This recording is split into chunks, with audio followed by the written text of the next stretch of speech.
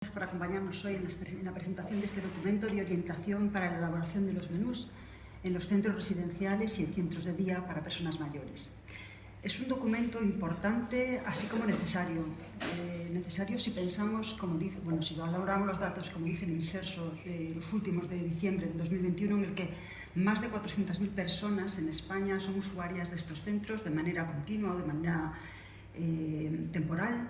Y además 100.000 más son usuarias de centros de día en donde muchas veces se ofertan también estos menús, con lo cual es un documento que es importante, que es necesario y que además somos los poderes públicos los que tenemos que garantizar la correcta alimentación en base a las necesidades nutricionales de esta población. Me ha hecho mucho trabajo ya Juan en la presentación de este documento y tiro de lo que decía él, de que las recomendaciones saludables para la población mayor que vive en residencias de ancianos no deberían de ser diferentes a las de la población general. Sí que hay que tener en consideración que por la edad y por la situación en la que están pueden tener algunos déficits de nutrientes, de macro y de micro, y eso fue lo que hicimos para este documento. Organizar las recomendaciones dietéticas que parten del informe del Comité Científico elaboradas a finales del año pasado. Como saben, el Comité Científico es un comité de expertos independientes de la agencia, elaboraron un informe sobre dietas saludables y sostenibles, presentadas también en el Ministerio por el Ministro. Muchas gracias, Ministro, por tu compromiso. Y a partir de ahí revisamos información de sociedades científicas, que creo que están muy presentes aquí, sociedades científicas de nutrición, de geriatría y de gerontología, e incorporamos a estas dietas, lo dispusimos de manera en que den cabida y den respuesta a los nutrientes que se necesitan en esta población. De estos documentos de las sociedades científicas extrajimos también una parte muy importante que son los aspectos generales, que yo creo que es lo importante del documento, y unas consideraciones. Aspectos generales como que hay que adecuar el seguimiento de las necesidades nutricionales de esta población, no hacer generalidades de restricciones dietéticas, no todo el mundo dietas bajas en calorías, sino restricciones para la población que la necesita realmente. Intentar mantener siempre las preferencias de las personas que están institucionalizadas en estos centros. Son personas, como decía Juan, que llevan ya mucho aprendido en la hora del comer y el cómo comer y también en cocinar. Entonces, mantener sus preferencias, individualizarlas lo máximo posible, y también tenemos que tener en cuenta que esta población tiene un uso de medicamentos mayor que el del resto de la población, incluso en muchos casos polimedicación, y que algunos de los medicamentos pueden no solo interaccionar, sino también alterar el sabor de los alimentos. Entonces, tenerlo en consideración a la hora de elaborar los menús. Y algo importantísimo, creo que es lo más importante casi del documento, es el entorno en el que se come, y eso sí que este documento también hace mucho hincapié en él. Para muchas de estas personas, el momento de la comida es el momento más esperado del día. El placer de la comida y el momento en el que socializan, el momento en que están con otras personas que recuerdan las técnicas culinarias que tenían ellos, que recuerdan lo que comían. Entonces, ese entorno de la alimentación es una de las cosas importantes también que tienen en cuenta en este documento.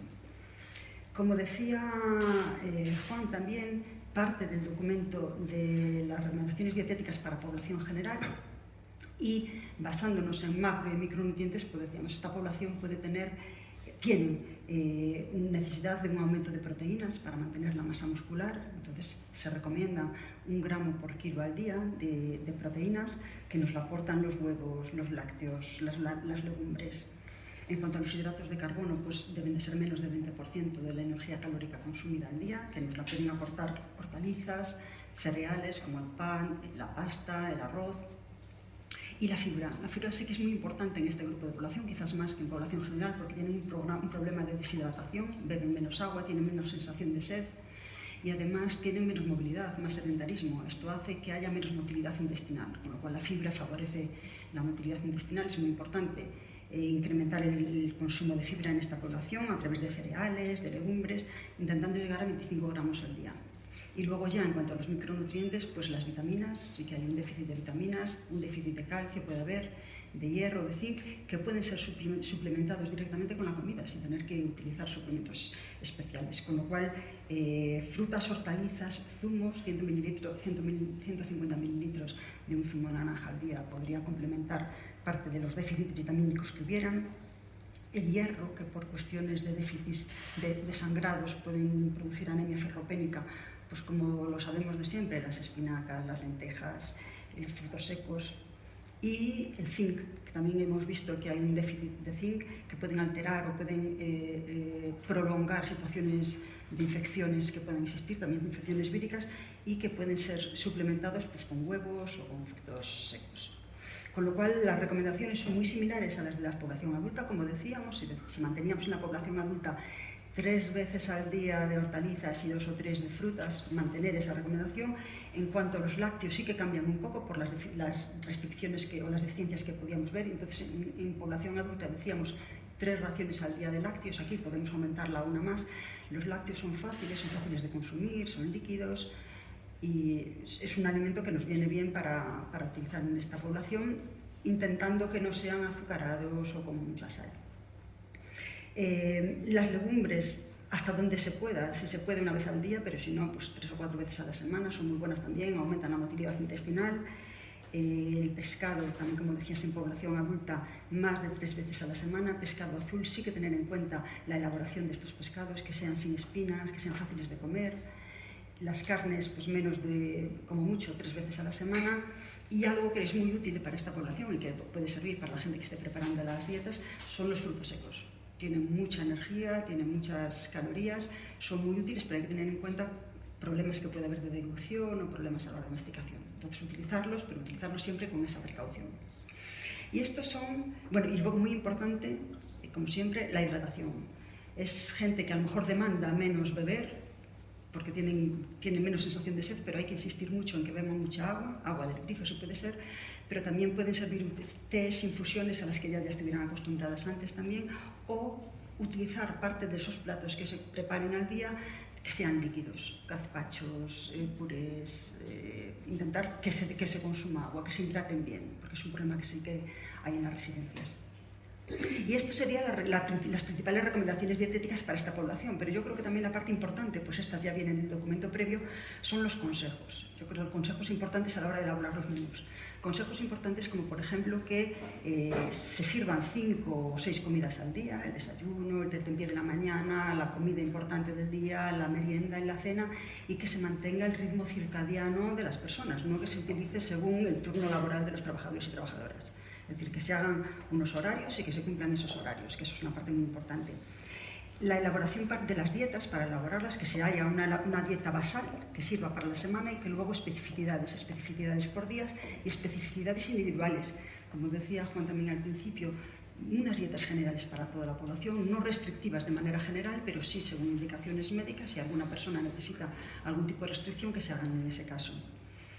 Hay que intentar complementar con las comidas todas las necesidades que haya, y complementarlas no significa que en un plato se ponga todo, sino que haga variedad, que haya un primero, un segundo postre con diferentes texturas, con diferentes sabores, con diferentes colores, que también le dé el placer, no solo también del comer, sino del disfrutar del momento.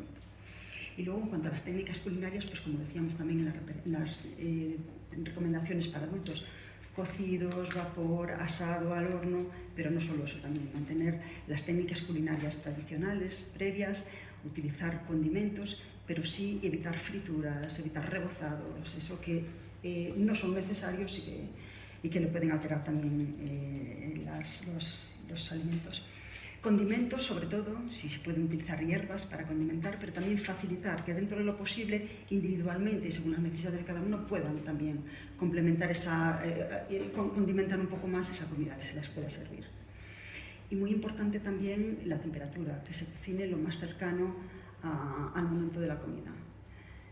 Ya a cabo, muy importante, como decía, es el entorno. Garantizar que ese entorno sea un entorno muy cómodo para ellos, que sea un entorno diferente al que suelen estar todo el día, que puedan disfrutar de la comida, que disfruten del placer, que sea un placer el comer, que se alimenten bien, que ese momento del día que están esperando se cumpla lo que ellos están esperando, que puedan hablar, que puedan recordar, que puedan rememorar, y luego formación de los profesionales que están preparando estos menús en el colegio, en estos centros, formación de nutricionistas, formación agregada de nutrición y dietética, pero también que estas personas mayores, que muchas de ellas en muchos casos seguro que tenían técnicas culinarias muy buenas y sabían mucho, puedan enseñarle y puedan participar también en la comida, de la elaboración de estos menús, que se aprendan unos de otros. Es decir, formación bidireccional y talleres que también a ellos les sirvan de entretenimiento. Ya acabo, estas dietas estarán publicadas hoy en el portal de la página web. No solo van a servir para estos centros, también puede servir para personas que estén institucionalizadas, que estén en casa, o para gente mayor que en sus casas pueden utilizarlas. Sin más, voy a entrar al ministro y te agradezco de nuevo personalmente tu compromiso y tu visibilidad que das a todos estos trabajos que hacemos.